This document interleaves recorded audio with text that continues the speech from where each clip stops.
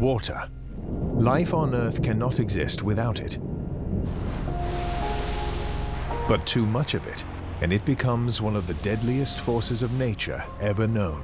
So we knew that big flood is coming, but we didn't knew that it could be that big. But forecasting it's gonna be something like 500-year event. That was out of our possibilities at that time. Throughout human history, floods have taken lives, destroyed towns, cities, and according to the Bible, civilization itself. It was quite striking to see that houses could be buried or torn apart by water.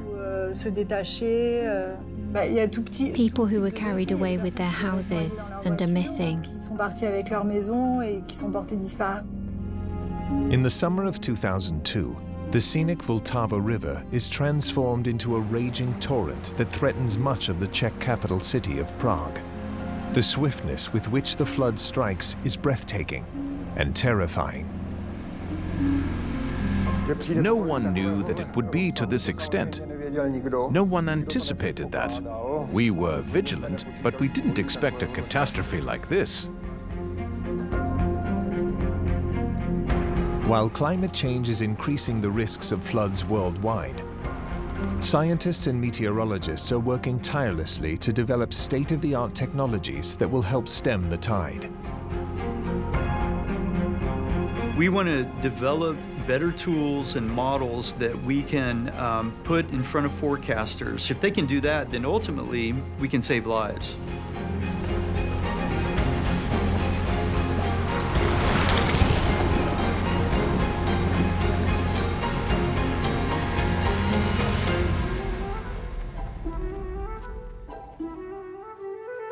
The longest river of the Czech Republic is the Vltava. It flows through the capital city of Prague. Among the 18 bridges that cross it is the historic Charles Bridge, built in the 14th century under King Charles IV, a marvel of medieval engineering.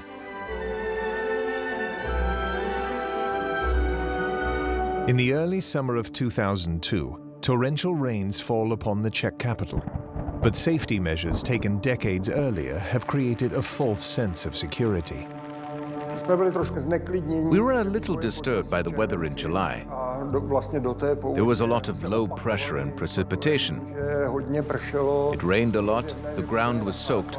It was obvious that there was going to be a flood.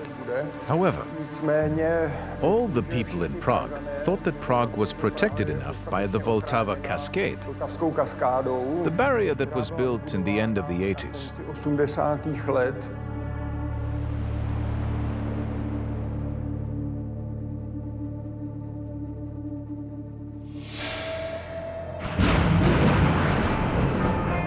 On August 6, 2002, a perfect storm descends upon the area. Two low-pressure systems carry warm, moist air up from the Mediterranean, causing a deluge of precipitation over large parts of Central Europe. In the Czech Republic, the Bohemia region is one of the hardest-hit areas. On the August 6th, there was a first heavy precipitation in southern Bohemia. So at that time, České Budějovice, which is the town south from Prague, were already heavily affected.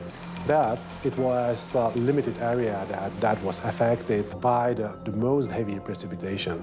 Vltava Reservoir Cascade was able to catch the peak flow at that time. So in Prague, the water rise and the discharge reached something like 1,500 cubic meter per second, which is alarming level already, but it caused no significant damage at that time yet.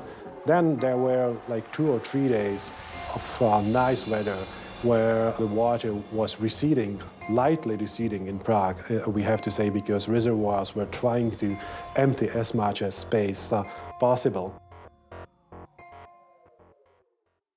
By the morning of August 10th, the storms are gone. The clouds clear and skies are blue once again over Prague. Outdoor crowds bask in the sunshine. They know that additional rain is forecast, but to them, it's just another day. Not a care or a clue of what's yet to come.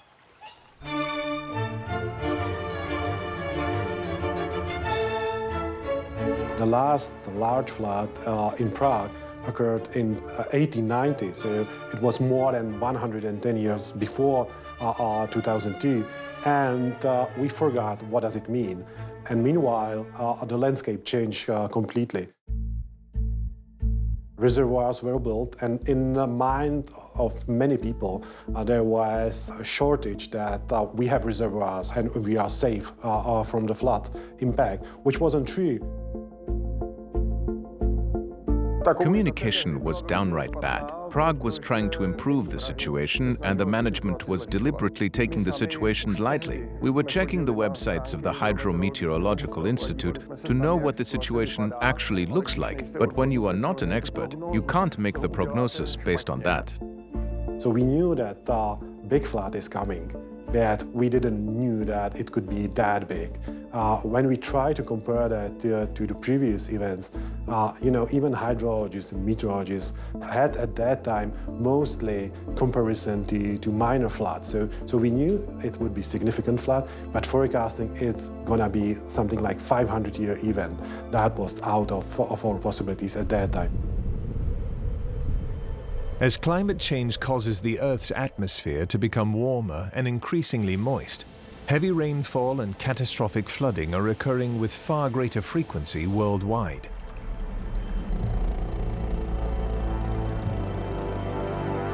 Flooding is the world's most common type of natural disaster, accounting for roughly 40% of these events.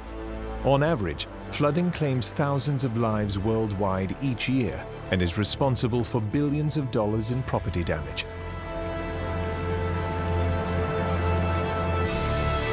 To improve the capability of forecasting these extreme natural events, weather agencies from around the globe are developing ever more sophisticated technology. At the United States government's National Severe Storms Lab in Norman, Oklahoma, hydrologist Jonathan Gurley and his team have been working tirelessly to improve the country's response to flash flooding. The ultimate goal here in our job is to try to reduce the impacts on our society, both in terms of damage to property and most importantly, to reduce casualties caused by flash flooding, which is the #1 weather-related killer in the United States. Floods occur across a wide spectrum, ranging from flash floods that are caused by heavy rainfall over a short period of time, usually under 6 hours, to river floods that may occur after days or even weeks of heavy rains. But it's flash floods that are often the most lethal. There are many aspects that make them dangerous. The first one in my mind is you don't often get the visual clues like you get with some other natural hazards. Like if we make an analog with tornadoes, most people would see a tornado, even a very weak tornado, and they would instantly recognize danger. This is something that could potentially take my life and I need to take cover. But if we look on the low end of a flash flood, we're talking about rainfall. And so this is something that our society actually needs and depends on. And so where does the trigger switch? Where we've moved into the realm of being not a beneficial rainfall anymore, but we're producing too much rainfall that's causing a flash flood. You don't often have the danger signs that people might recognize with some of the other natural hazards. Jonathan heads a project called the Flooded Locations and Simulated Hydrographs Project, or FLASH. The project combines real-time rainfall estimates with real-time surface models to provide more accurate information with which to issue flood warnings. Generally, there are some precursor signals leading up to a flash flood days in advance. Usually the atmosphere has a lot more moisture integrated throughout the depth of the atmosphere, so there are some clues leading up to it. The challenge is to identify precisely where the storms are going to form and produce the locally heavy rainfall rates. And that's where really the weather radar is our first line of defense for that. A total of 160 weather radars distributed across the United States send out signals that are received at the Severe Storms Laboratory. The signals indicate the presence of weather patterns as they develop nationwide. If you drop extremely heavy rainfall rates on a sandy soil, it may not necessarily be a problem, whereas you can take those same rainfall rates and put them over a city that has a lot of concrete, a lot of impervious surfaces and parking lots and things, and that produces runoff very, very quickly, and it becomes much more dangerous. Ultimately, FLASH produces hydrologic models that are distributed to weather forecasters nationwide to improve flash flood responses across the country. We want to develop better tools and models that we can put in front of forecasters. So these are the people that are really in the hot seat, and we want to provide them better tools, better products, better services, so that they can issue more timely flash flood warnings, impact-based flash flood warnings, and they can do their job better.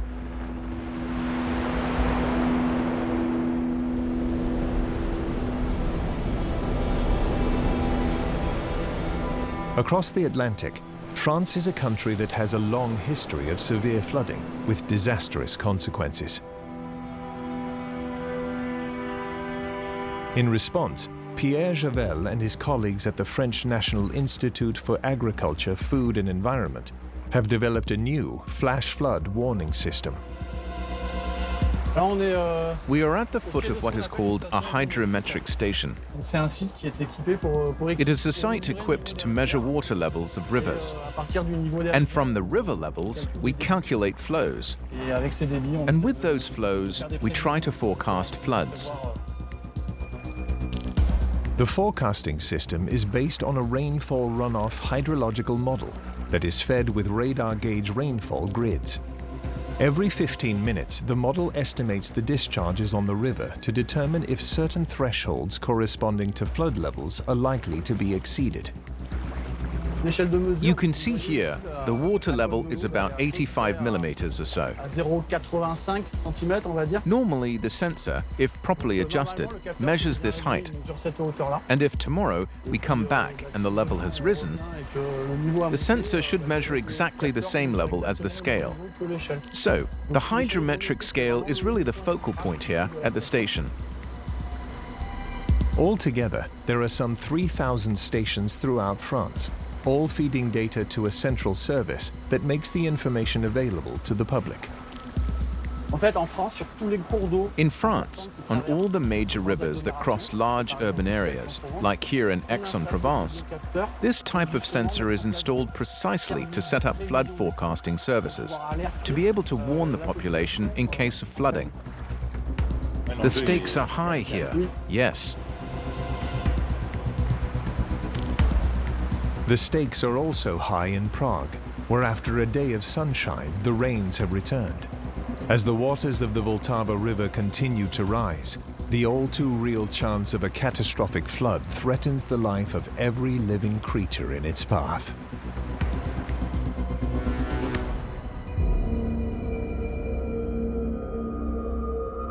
August 11, 2002, Prague in the Czech Republic. After days of sunny skies, another storm slams into the region.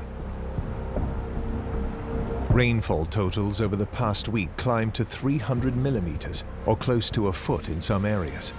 A downpour of this magnitude has not been seen here in decades. The fact is that we were constantly surprised by worsening the situation more than the forecast expected, especially when it comes to precipitation. So we forecast heavy precipitation. It always developed to be, 50% more, which then add to the worsening situation in the rivers. The water levels of rivers and reservoirs, already swollen from the previous days of rain, rise quickly to historic heights. The ground is now saturated. The runoff grows rapid and massive, and there is no relief in sight.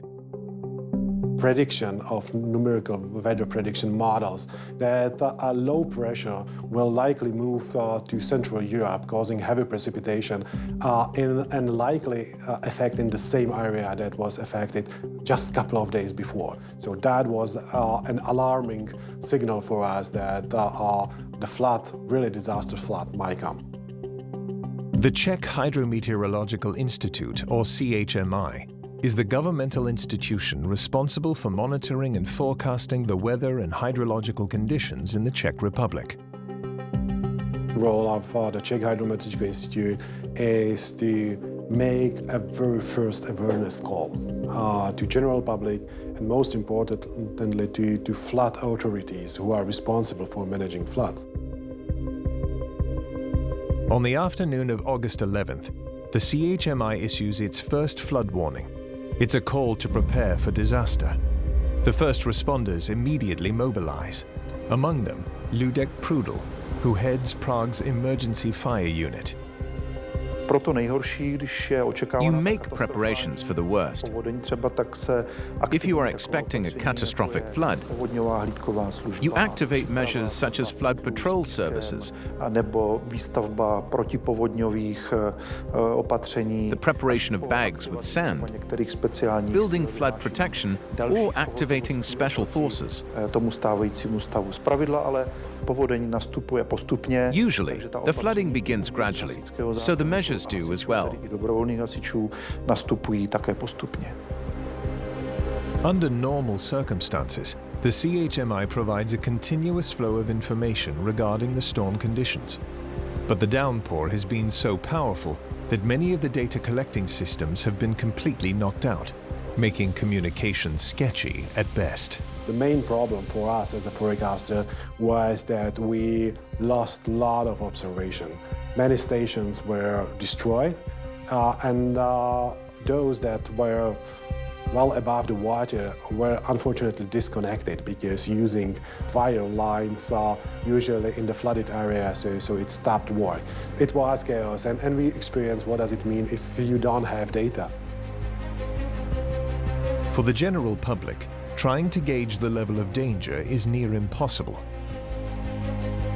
Peter Walensky, a curator at the Prague Zoo, desperately searches for answers, knowing that the lives of hundreds, if not thousands of animals hang in the balance.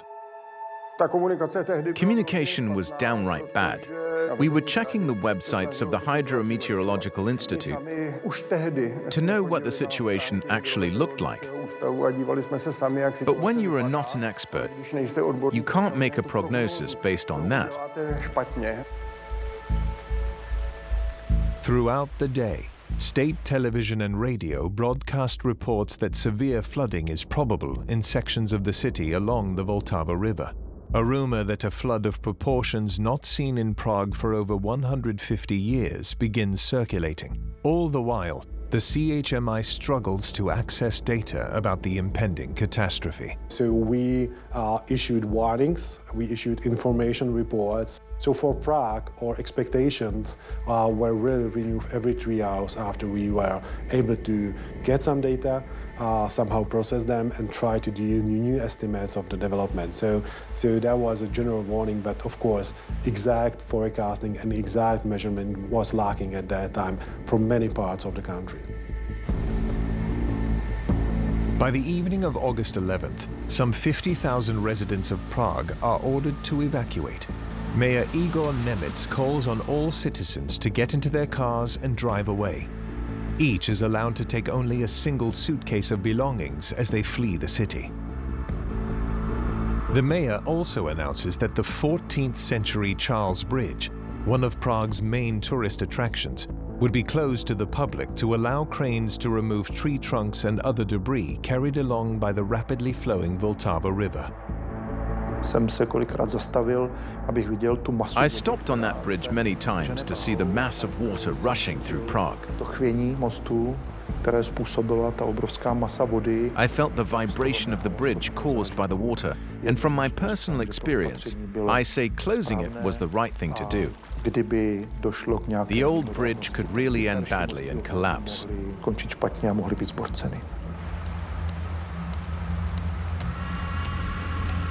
As residents evacuate the city, shop owners work overtime to save their goods.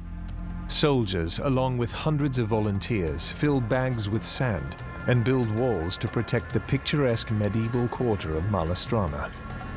The Czech people know full well what is at stake.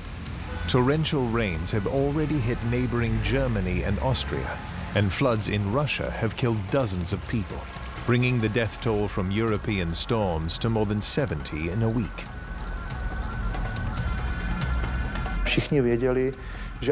Everyone knows that floods were currently happening and certainly believe that all cautions and warnings are based on the truth. And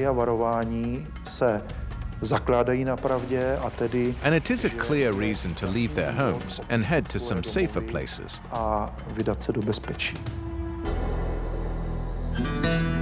But heading to safer places is not without its risks. The majority of flood-related deaths are caused by people attempting to drive through running water. What happens if you're in your car and you're stuck in a flash flood? First of all, I would say you're in an extremely hazardous situation, and in leading up to that event, it would have been better to have just stayed at home. What we find is that victims of flash flooding, it's very unusual to be swept away and killed from a flash flooding in your home. We find that that's actually less than 10% of the cases that happens, that occurs. Tragically, many of the vehicular deaths in floods could have been easily avoided. Many flash floods are warned against, and people have some idea that there is some impending hazard. So if they need to get out and they need to drive and pick up their children from daycare or whatever the case would be, then my advice would be have a plan B in place. You know, have it in mind that you may have to go back home. Most children would rather see a late dad than a dead dad. So have a plan B in place, and then if one encounters a flooded roadway, never enter the water, no matter what. There are hazards in there that you can't see that may be in there. A real winner. I don't know what his problem is. He went through a wash that could have killed him. Now his vehicle's stalled out, and he's got, oh my God, he's got kids. I don't believe this. I do not believe this. Jonathan has clear-cut advice for anyone who drives into a flooded area and is trapped in a vehicle filling with water. People are in a panic and they want to get out of that situation, and so they would open the door. And that's the situation where water's going to move in and rush in very, very quickly. At that point, you're not going to be able to swim and force your way out of that. So just prior to opening the door, I'd recommend unlatching your seatbelt, holding on to the steering wheel, opening up that door, let the water rush in, and as it's happening, take a deep breath and then wait for that water to no longer be rushing in, and that's the time you want to swim out.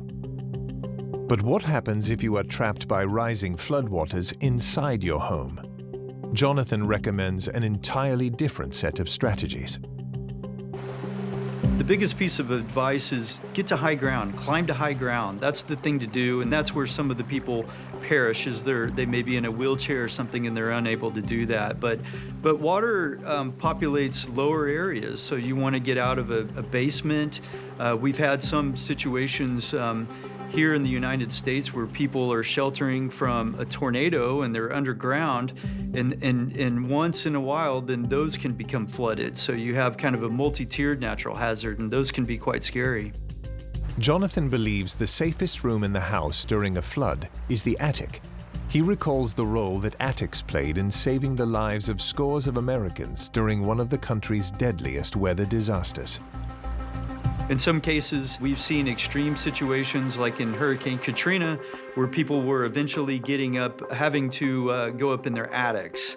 That's because of their homes, the first and even the second stories were being flooded, and they had to go into their attics. And there were some situations where they were even becoming trapped in the attics. And so if you lived in an area that might be prone to extreme flooding from a hurricane, a situation like that, then it would be good to leave something in the attic so that you could break through the roof and get on the roof if you had to, like leave an axe up there, some way you could break through that, because there have been instances where people were trapped in their attic and they couldn't get out.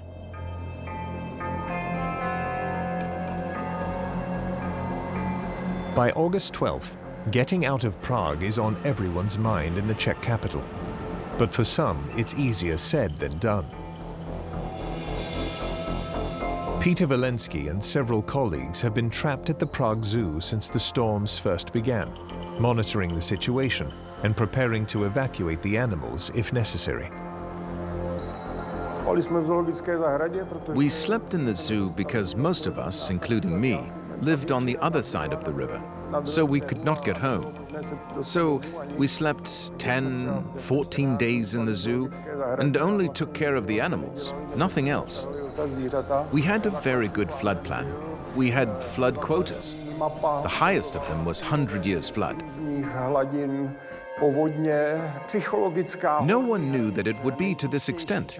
No one anticipated that. We were vigilant, but we didn't expect a catastrophe like this.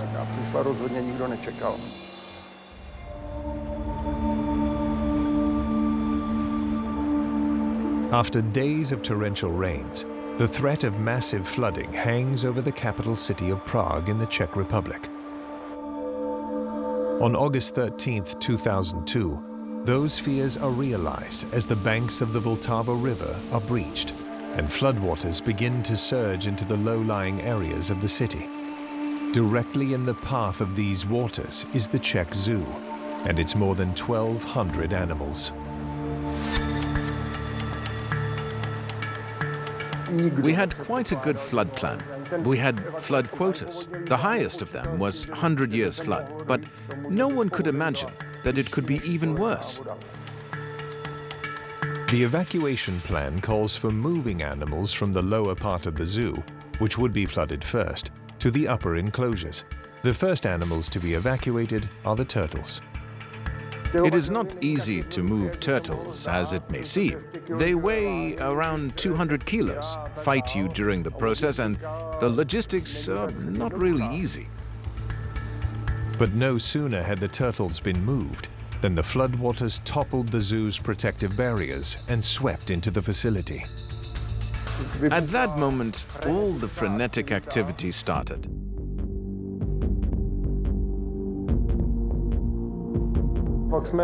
We helped to move the felines, and water started to rise. We had water up to our waists. Suddenly, me and my colleagues, we realized that we had moved the turtles, but we left the fruit bats behind. We had to catch fruit bats flying above our heads. Somewhere, higher above, a helicopter was flying with calls for evacuation. It was kind of an apocalyptic situation. The whole world was in twilight, cold, wet, an evacuation call, and we are catching fruit bats and taking them away.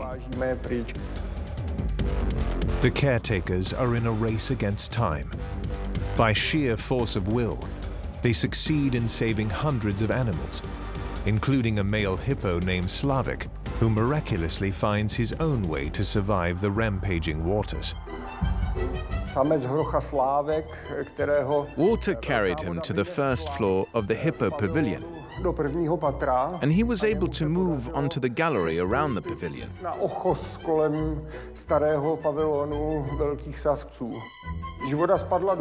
After the water receded, he was there, on the gallery, and as it turned out later, completely unharmed.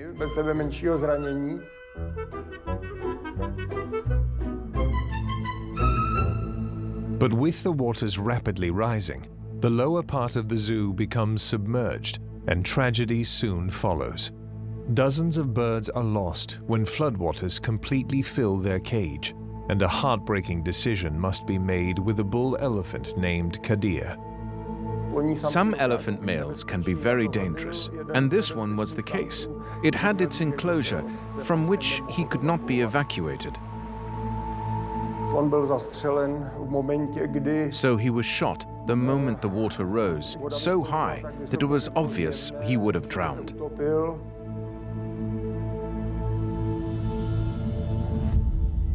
Meanwhile, over in the gorilla pavilion, the waters are also rising.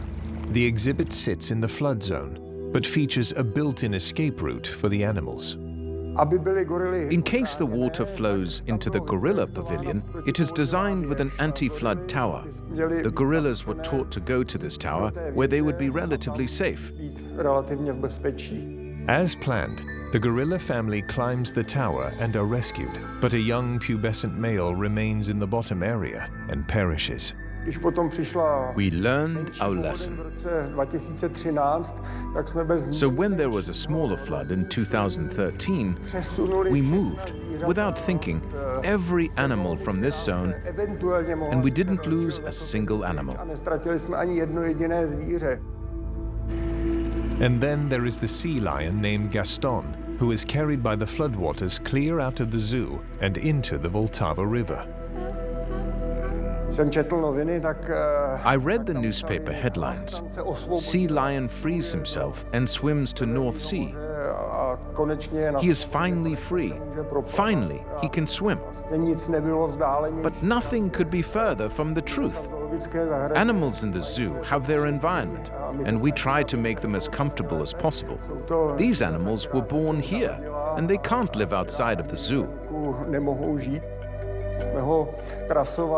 We tracked him into the Vltava, somewhere around Ústí nad Labem. We tried to feed him and catch him. It was not possible. The water took him to Germany somewhere around Dresden. We arranged a vehicle, but as it turned out, he was so stressed he didn't make it.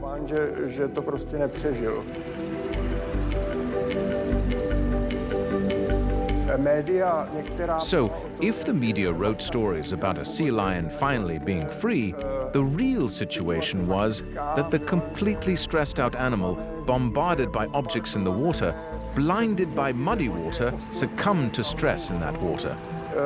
So, when we read that the sea lion was finally free, we were very sorry.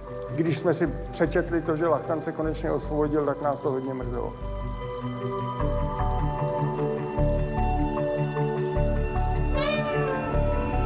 Through the Herculean efforts of the zoo's caretakers, more than 1,100 animals are saved. But the loss of 100 animals and their habitat is tragic.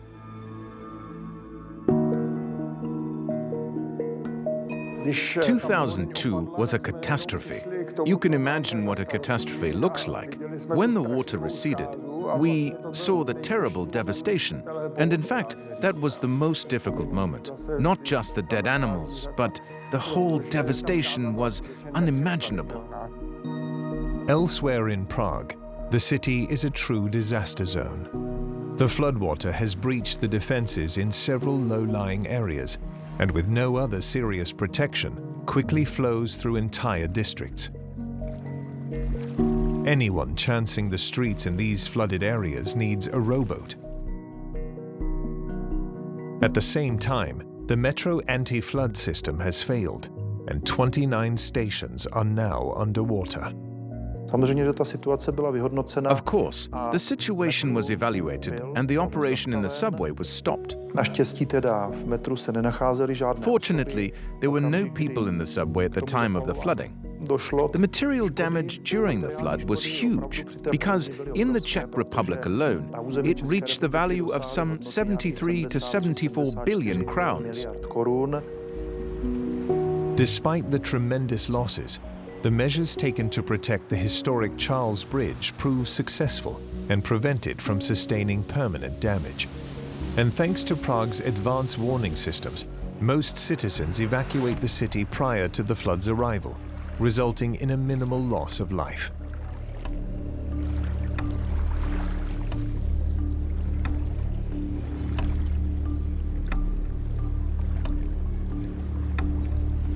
In 2002, the number of fatalities was between 15 or 17. Depends who count to be a victim of the flood. And most of them were related to heart attacks during the rescue situation. So a very good sign of the ability to learn from the previous situation. The insight gained from previous situations is at the heart of efforts to prevent catastrophic flooding from reoccurring. Today, throughout the Czech Republic, scientists and first responders are learning from the past in planning for the future. A great catastrophe is always a huge lesson. This means that everyone, including the fire emergency unit, will learn from the disaster, and we have optimized the equipment. Of course, we have improved the activity of operation centers. What we are trying to do is not to do the revolution, but provide continuous evolution of tools and methods that we use. So it's continuous work on developing the hydrological models as well as meteorological models. If you look at the model today, it's something completely different than it was 18 years ago in 2002. So we are trying to move steadily in enhancing our model step by step. What we are looking at is really the technology, and also more and more trying to get involved in those social science impacts and connections to other problems of risk and forecasting, because it's not only about producing information from the hydrological point of view, but providing information for the people to react based on that and they make their decision. We are trying to work on both, on technology as well as the social impacts and social consequences of our forecasting service. Some of the most significant failures in 2002 were the communication problems and lack of data arriving from the flood zones due to equipment malfunctions. That problem is being addressed today through advances in technology. What was a huge difference was the change of communication from solid lines, telephone lines, to cell phone technologies. And of course, also radar technology, and also the information from satellites developed significantly and bringing us more and more data that we can build on when trying to do our decisions. The number of observation points providing real-time data increased 4 times. And we also changed the technology. So instead of having data once in an hour based on dial-up, we have every 10 minutes a new set of data available. The Czech Republic is just one of many countries where time and resources are being allocated to combat catastrophic flooding. Throughout the world, meteorologists, social scientists, and psychiatrists are working together to create new systems and technologies to ensure less damage and greater chances of surviving these most deadly of natural disasters.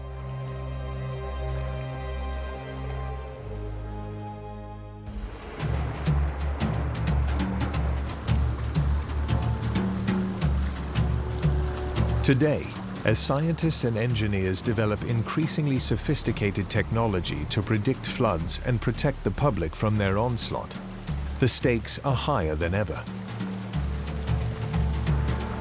In France, 1/4 of all residents, 1/3 of all jobs, and 3.7 million homes are now potentially exposed to these deadly disasters. Flooding represents the country's main major national risk in terms of the number of municipalities affected and the resulting costs.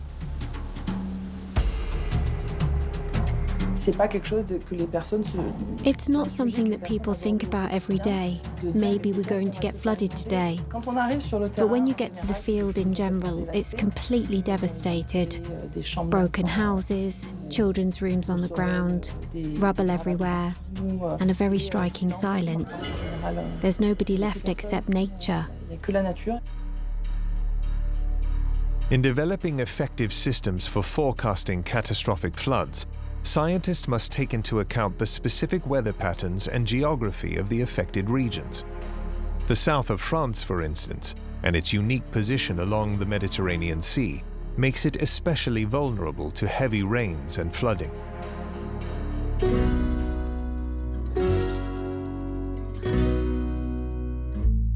The period of rain here in our region is autumn.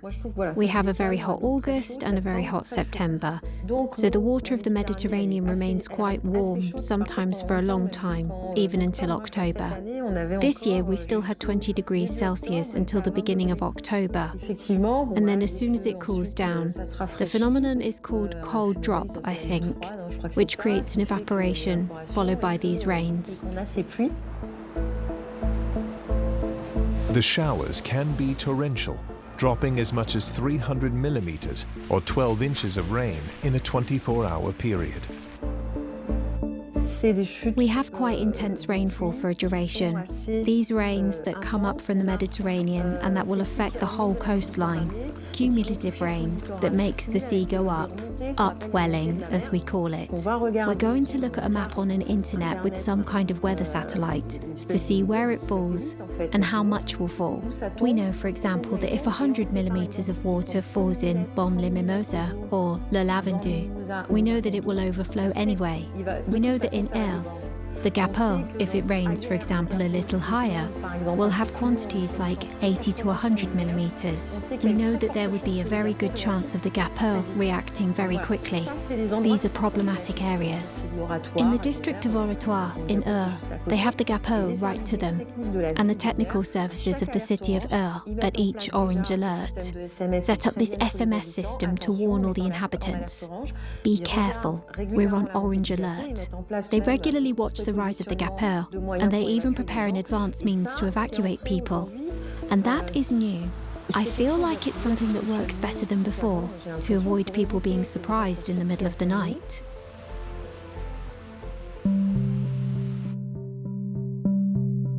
In recent years, French scientists have partnered with Jonathan Gourley and his team at the National Severe Storms Laboratory. They have worked hand in hand in developing software and models to assist them in forecasting deadly floods and reducing their impact. They have ambitions that are very similar to ours in terms of producing models that run at a very high cadence, meaning sub-hourly or every 10 minutes across the country of France, very similar to what we do here in the United States. So the first thing we did with them is we opened a dialogue where we hosted a mini workshop here in Oklahoma where they came and we spent several days just having a dialogue, showing what we're doing. They demonstrated what they're doing, and that was a very nice way to begin. Since then, I visited their laboratory, and so we ran our models side by side to learn from them, to determine did our models have particular strengths in certain situations, and how did theirs do. We're learning together, and it's been rewarding that we have the same goals, same ambitions, and we're working together to achieve those goals. Jonathan and his team have also been working with forecasters from the National Weather Service.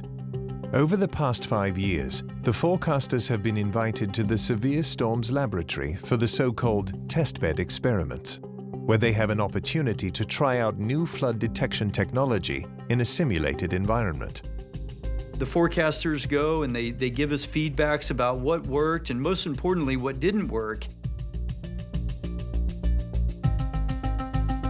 And so that feedback we found over the course of years has been valuable for us to go back and to refine the tools that we ultimately transition to operations.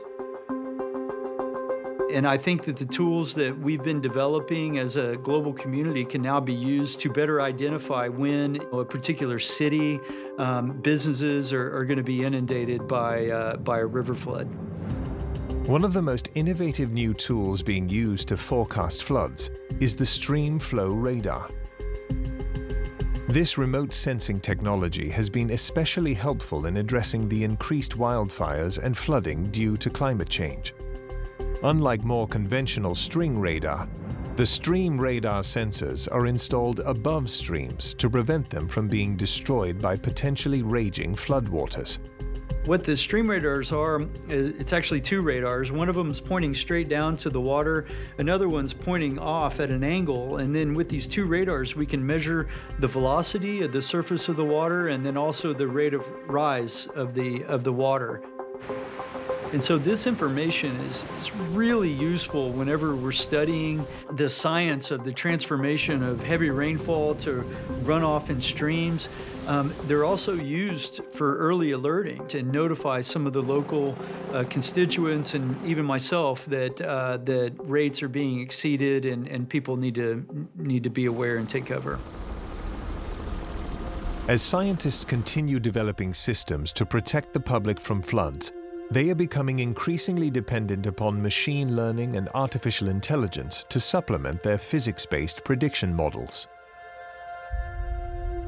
In our case, the hydrologic models that underlie the flash modeling system are physics-based models. So they're representing the world, the physics-based world as much as we can.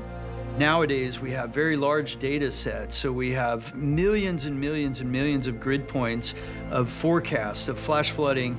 It's a repeat offender. It always floods in that particular point. In some of these areas, we don't necessarily understand why, but that's where the machine learning and AI come into play, and then they'll identify these regions because they've been historically repeat offenders, so to speak, of producing flash floods. That's how we incorporate a machine learning as almost a post-processor, if you will, from the physics-based model forecasts of flash flooding that we have. When flooding is imminent, authorities strive to give the public as much advanced warning as possible. By increasing the lead time, they will ultimately save lives and reduce property damage. So this is our most important role, to provide a lead time of a couple of hours, maybe one day ahead to be prepared. What we are trying to do is not to do the revolution, but provide continuous evolution of tools and methods that we use.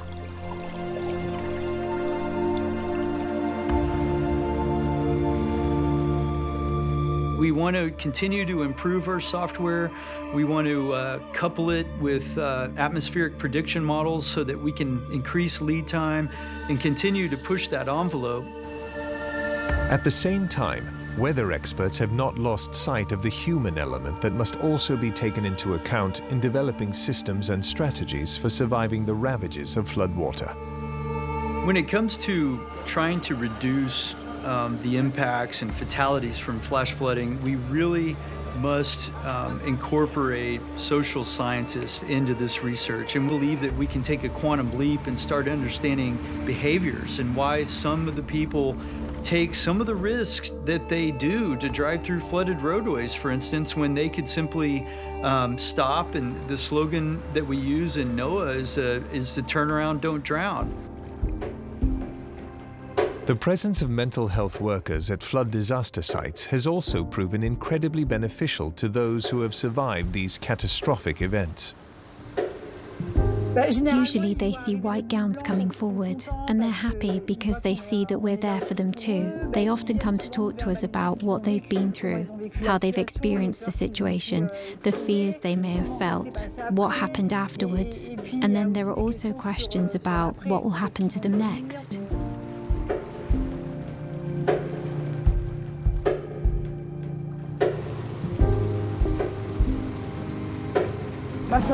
It scared me terribly. I was really panicked. I've never seen this in my life, and it's, how to say, shocking. It's really shocking.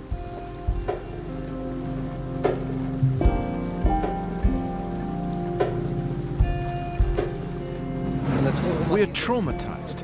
What happened today is too traumatizing for everyone. It's too much. And there's nothing to be done.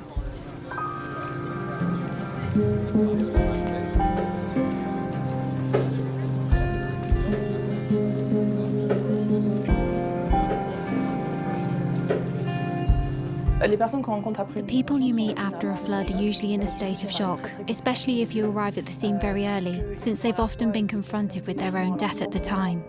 In many cases, flood survivors exhibit a coping mechanism known as disassociation. Dissociation is a psychological manifestation of anxiety. The brain temporarily disconnects for anxiety reasons. The shock is so great that the mind cannot manage this stress. This anxiety overload is too heavy on the person, and the mind's protection reflex is to disconnect, to temporarily disassociate the emotions from reality. These people need to be taken care of quickly because you can see that they're disconnected from reality, so they don't realize what's going on around them.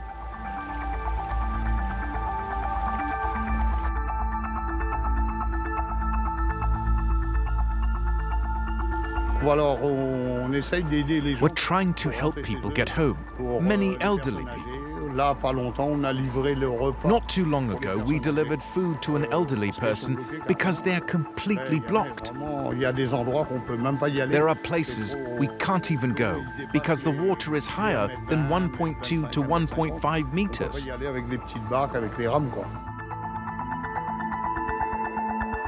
By understanding human behavior, as well as the science behind flooding, weather experts believe we are finally making headway in learning to survive this most deadly natural disaster.